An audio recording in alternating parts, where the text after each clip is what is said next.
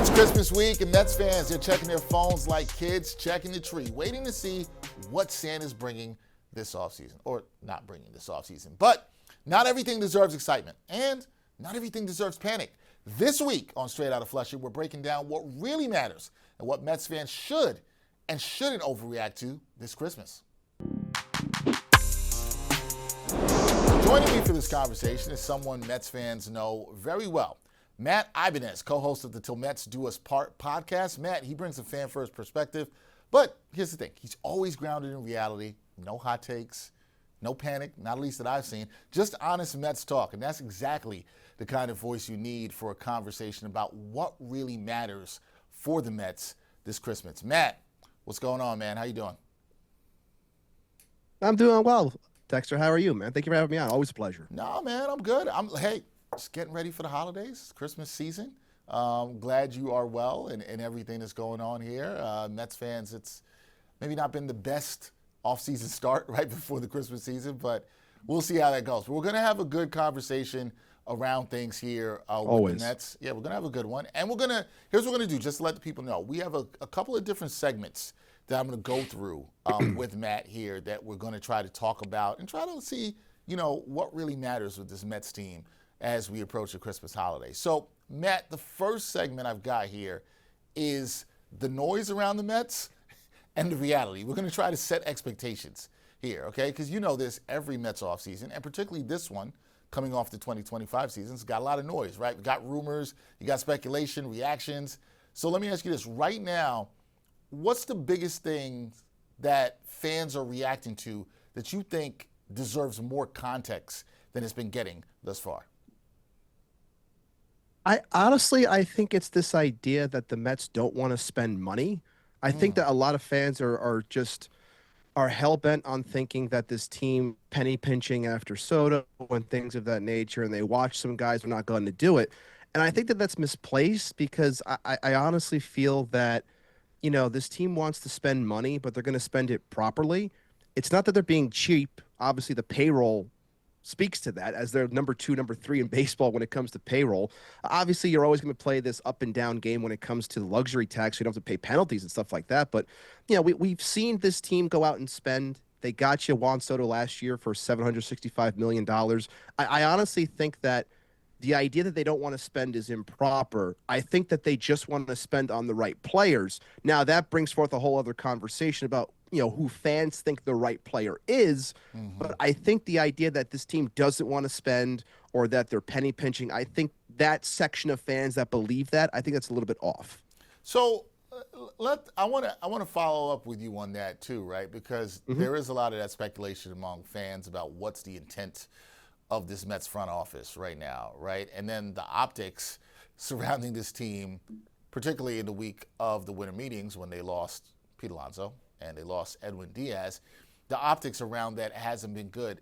Do you think fans need to trust David Stearns and company a little bit more? Should they look at, you and I talked about this on your show recently, should they look a little bit more and say, hey, David Stearns really hasn't had the chance to make this team in his image, and now is that time.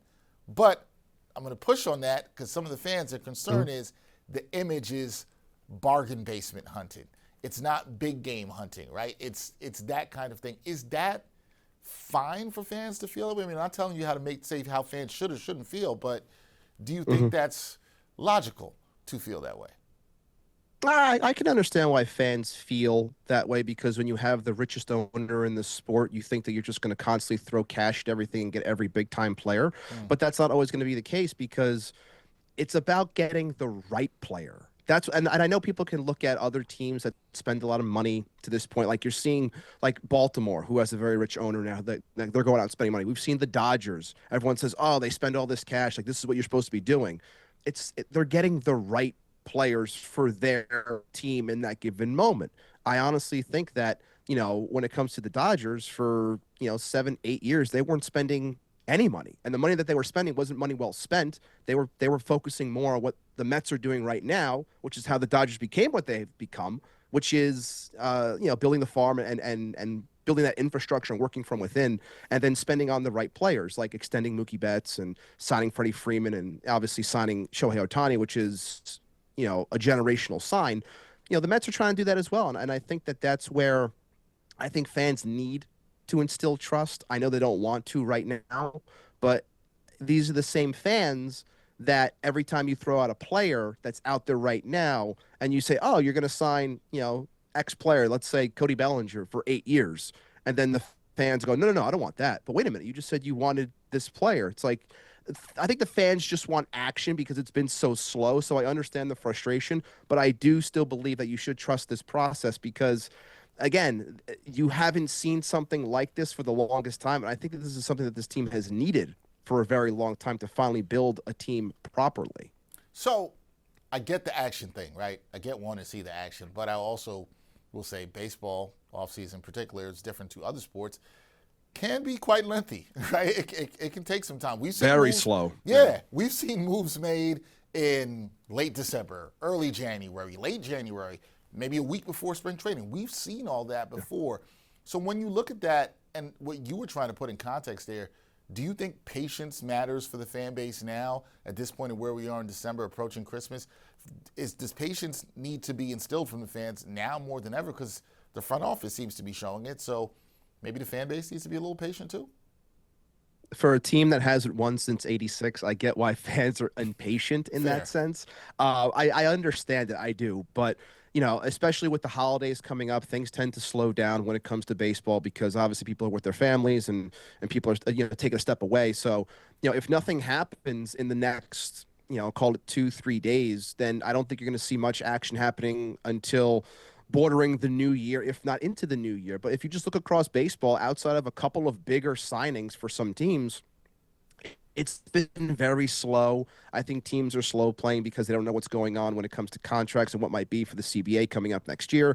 Like, I think there's a lot of finagling going on in that sense, which is why things have slowed down. This is very similar to what I think it was 2019's offseason, 2018, 2019, around that time when it was, Manny Machado and Bryce Harper. Like, those were the big names out there, but teams weren't budging on them. And I think you're kind of seeing that now with the overall market. It's slowed down to a point where people don't want to pay the guys that are out there. And, for those players I just mentioned, I think it was more so waiting them out. For these players, I think it's because they don't want to give them the money that they're asking for. Yeah, it's all going to be very interesting to see. You're right, though. The perception of what Mets fans may think about this front office and their willingness to spend might not exactly be the reality.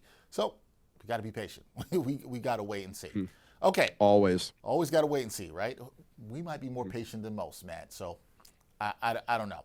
All right, AB, next thing I wanted to talk to you in the next part of this conversation, what should Mets fans overreact to? Because, look, I don't want to say, Mets fans out there, that there aren't real concerns, right? So let's try to get into some of the real stuff. What should Mets fans be paying close attention to right now? What would you say that is? I think it's the pitching. I think it's the front end pitching, especially with things that just happened in this offseason when you see a team like Baltimore go out there and trade, 3 prospects and a comp pick to get someone like Shane Baz from Tampa Bay. Look, I think Baz is a fine pitcher. He's a very upside related pitcher, 3-4 type of pitcher, not ace. Stuff could be there, but you're seeing the cost that you have to pay in order to get coverage in terms of years on arms. He has 3 years of control. So you're seeing, if you go after a picture of that magnitude, like if you wanted to trade for, let's say, a Mackenzie Gore as an example, a pitcher with control, you're seeing what you're going to have to give up to get that player. Now, one could argue also, when it comes to only 1 year, when you talk about the Scoobals and the Peraltas, well, their talent outweighs someone like Baz. So does that mean that their talent kind of makes up in terms of the lack of years? Are you still giving up that much? I'm of the idea that this team should be focusing on paying somebody. There is someone that I do like out there that I think makes sense. So I think that the most important thing for fans to focus on is how are they going to better the front end of this staff so it allows people like Noel McLean and Clay Holmes and even Sean Manaea, and if Kodai Senga remains here, like those guys to drop down, David Peterson as well, drop down a spot to take off the pressure so it allows guys to fall into places where they truly belong as a starter. Okay, so you and I are kind of on the same page here with that, like in terms of thinking what you should be concerned about. I do think the Mets, that is, developing the front of their staff is, in my opinion, the most important thing they need to do this offseason. They need to go get themselves an ace. I think that's absolutely paramount, right? I guess my follow up to you would be, how important do you think that is? And if they don't do that by this spring, how would you feel as a Mets fan about that? What's the risk if they go into the season and they don't have a bona fide ace there to start the 2026 season? I think the word ace does get thrown around too much. I Fair. think we did this on our show like months ago where we had like outlined it where we thought that there was maybe six, seven, maybe eight aces in in the game. So we're looking for someone that can be on the front end, which ultimately for this team especially is someone that provides innings. If they don't go out there and get a pitcher on the front end, I know people often compare it and say like who's starting game one for you in a playoff game. Like that's always the go-to line. If they don't get someone of that ilk, then I think it's just putting way too much pressure yet again on the young arms. I don't think they want to get rid of these young arms, which is why I think they're being very stingy when it comes to deals, which I understand why, because you don't want to give up something for only 1 year when you have 6 years of control and you like the upside of said arms that you developed. But I do think that if they don't come out of this offseason with somebody that you could plug in, whether you want to call them a one, whether you want to call them a 1A to McLean or even a two and go in that sense, but you have to get somebody in the front end here that provides innings. That's been the biggest problem for this team over the last 2, 3 seasons. You have to find innings somewhere.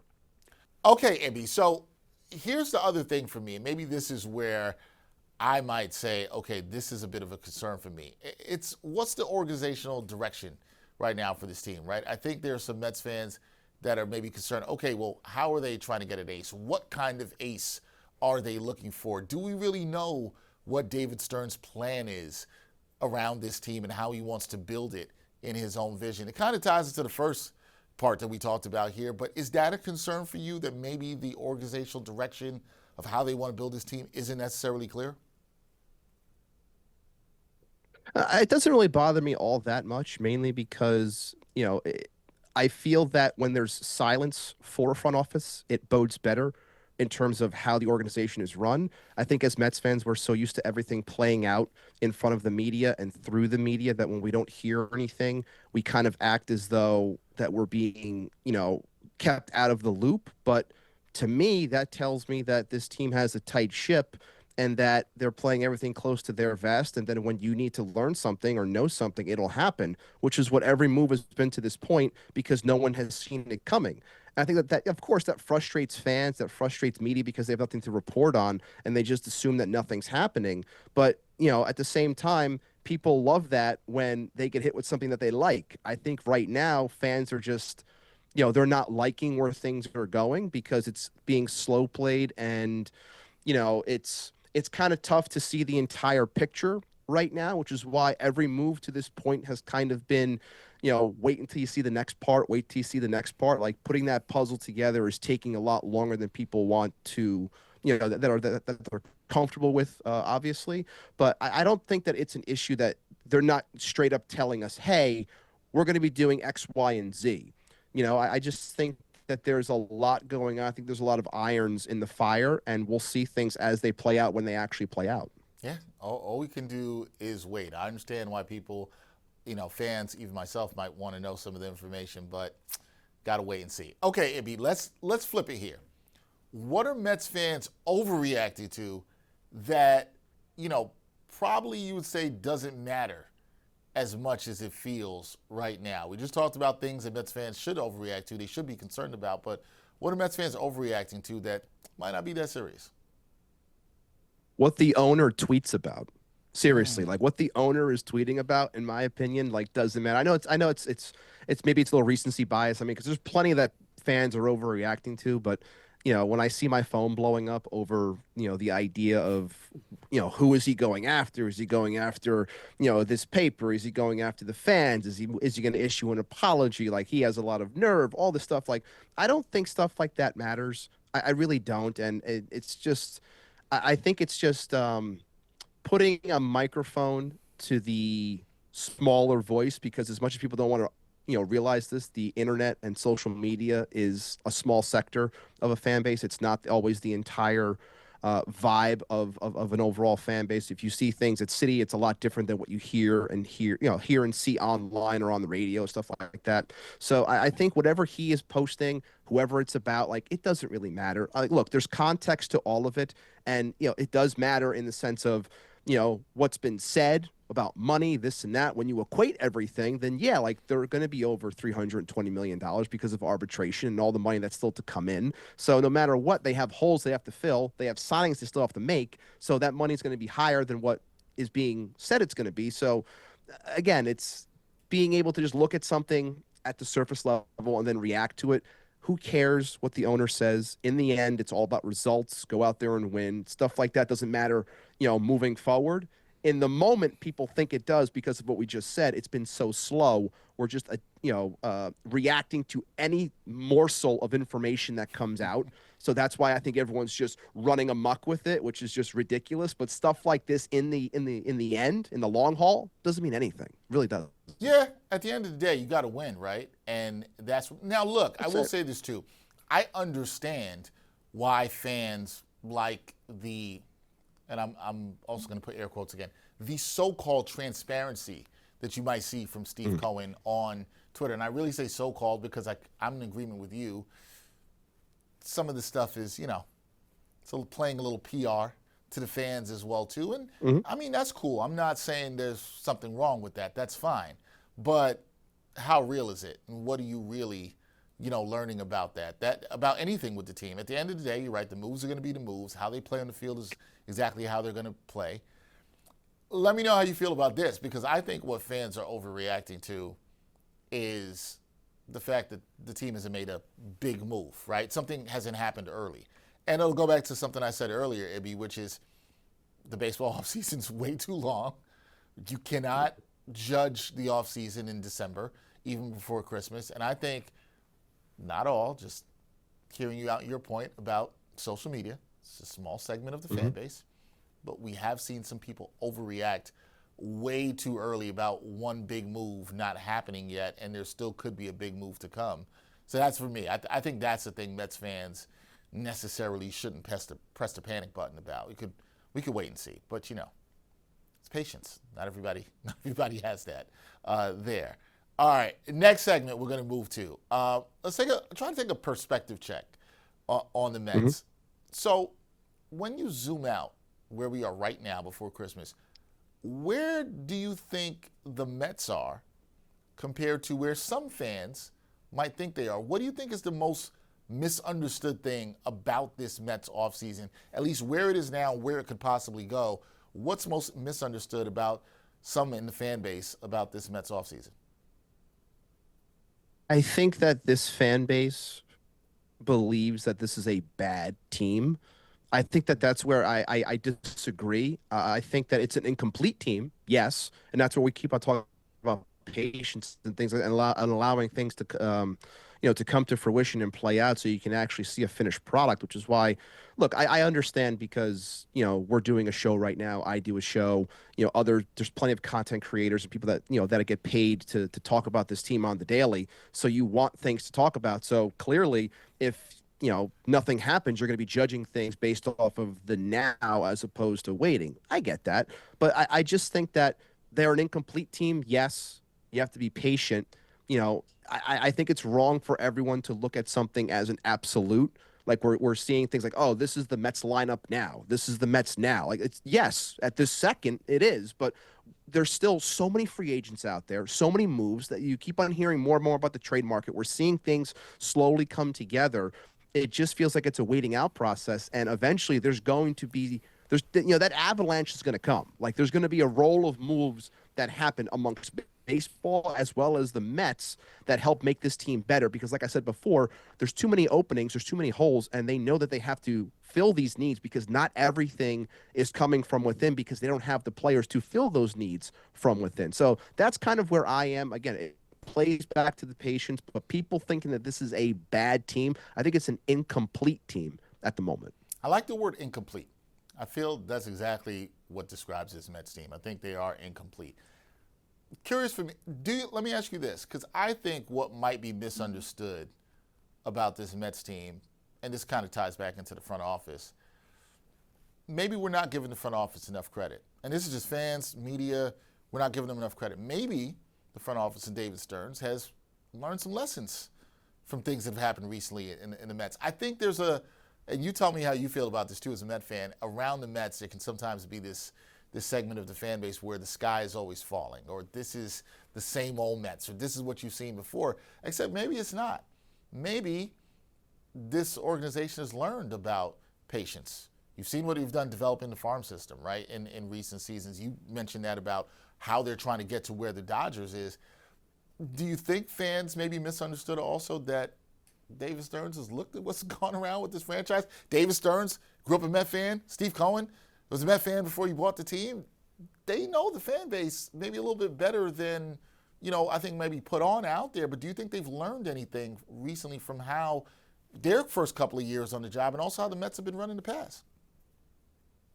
You look at this team, and we've said it on our show. John put it out there that he believes that somebody like Stearns and the ship that he's trying to run is similar to that of a Frank Cashen back in the mid '80s, of trying to build from within and then spend money where it's needed to bring in the proper players. Like that's the way you win. The fact that this team finally has a farm system that is developing pitchers with their pitching lab at a high clip, that they have 7 players within the top 100 of prospect lists, depending on which syndication publication that you look at. So the fact that they have a youth movement going on that allows them to supplement at the big league level, that's the plan, which then allows you to go out and spend big on the proper players. It's not just about throwing money, it's about getting the proper players, like I said before. But this farm system is what has been needed to allow this team to build properly. Those things take time. And like I said last week with you on the show, Dexter, I said that this fan base isn't used to it because they're so used to the singular approach, the one fix approach, the 2-move approach, that this offseason is going to be the one that changes it all. And it's like, that's not how you win. Teams that win the offseason, teams that are always splashy, they don't win. They win back pages. They win, the week in social media. They win the off-season grades or whatever. But those teams don't win in the end. If they build properly and then they go out and spend and then they can win, then fantastic. But this team hasn't done that in a very long time. One could say the last time this happened for this team, if not the 80s, could have been selling off the likes of Carlos Beltran in 2011 to bring in a Zach Wheeler to then develop your pitching to the run that you go on with Sandy Alderson in 2015? Maybe. But again, that team didn't have the money to supplement it the way that this team can. So you're trying to get to that point, and you don't like the fact that it takes this long. But I'm on this journey. I want this team to win. This is what I've always wanted. So that's why I always remain so calm and patient, because I got the owner that I want. I got the general manager or president of baseball ops that I want. I got the plan that I want. What am I going to complain about? Yeah, you got some of the things you wanted. Now you have to let those guys cook, right? Steve Cohen bought the team. Fans remember what it was like before the previous ownership. I think they remember what it was like before. David Stearns, by all accounts, is a good baseball guy. He knows more baseball than you and I, and probably most fans out there. But you got to let him cook. You got to give him some time and see how it is. I think we try to put things in pretty good perspective. So with that being said, last thing we're going to go here. We're calling this the Christmas truth here. We're going to give you the Christmas truth. So, okay, if Mets fans wake up on Christmas morning, we hope everybody does, and they remember just one thing, it'd be about this team heading into the new year, what should it be? What's your Metsmas truth? What do you have for the people? What's the truth about the Mets that people should know and think and remember heading into this new year? I wrote this down, and I didn't want to get this wrong. Once I had I like that idea of it, I came prepared, and it's just like the machine that great teams run on come from the infrastructure built from within. The team is thriving in that area right now, and that the lifeblood of sustainability, which is what all Mets fans have wanted, and being a consistent contender moving forward. Like, that's the way that you win. You don't like it now. You don't like the names right now, but you want to build a better team. It doesn't matter at the end of the day what the names are on the back of the jersey. You just want results. You want a team that can win. You're looking at this now and saying you lost Diaz, you lost Alonso, you traded Nimmo. These names that you know and are viewed in a hierarchy of baseball as being, difference makers or what have you. Well, they've been here for a long time. You had them for what many could argue is the peaks of said primes. Now that they're going on the back end, you don't want to pay for those things, which I understand, but I get why a fan could be upset. But at the same time, you want to bring in pieces that allow this team to move in the right direction. And the right direction is up. Everyone right now thinks it's going down, but you have to see this through and allow this vision to play out, because it's clear as day that there is one. And even though fans don't like it or they feel like they don't understand it just yet, it's going to come into context eventually. It's going to come into full focus, and that's all you can do. So Mets fans, like I said, be patient and allow this infrastructure to continue to get stronger, because the stronger that gets, the better off this team is going to be moving forward, and the happier, God, I hope the happier a Mets fan can truly become. Well, hey, we want the Mets fans to be happy. And it feels like the word of this episode is patience. And maybe that's the best gift that can be given to Mets fans, is just a little bit of patience, right? Look, I know you all would like something else under your tree. You'd like a couple of big-name players. You'd love a frontline starter, an ace, all that stuff. But maybe the real truth is we all just need a little bit of patience and wait to see how it all plays out. Because as you said, Ibby, the team is incomplete. You can't say, I can't even ask you right now and say, hey, Ibby, what do you think the Mets are going to do in 2026? I don't know. I don't know yet. I don't know. I have to see what happens. As much as I'll accept patience under my tree. Yeah. Like if you want to throw a Framber Valdez under there, I'll take him. Like I'm not gonna complain if you throw me a 4-year deal of Framber Valdez. That's fine by me. I didn't think you would say no to that. I had a feeling that you wouldn't say no to that. A couple other things you said that I just wanted to note that I thought was really good. I thought you talked about the sustainability that Mets fans have wanted. You've talked about that, and it takes time to build that. You'd rather see them build that the right way than go for the quick fixes. And hopefully that is part of the Metsmas truth here, and that they are trying to build the right way. And maybe we all don't see it, but eventually it's what is going to work for this team. And Mets fans hope that they can see a winner. Maybe it's 2026. 2026 will be 40 years since the Mets last won a World Series title.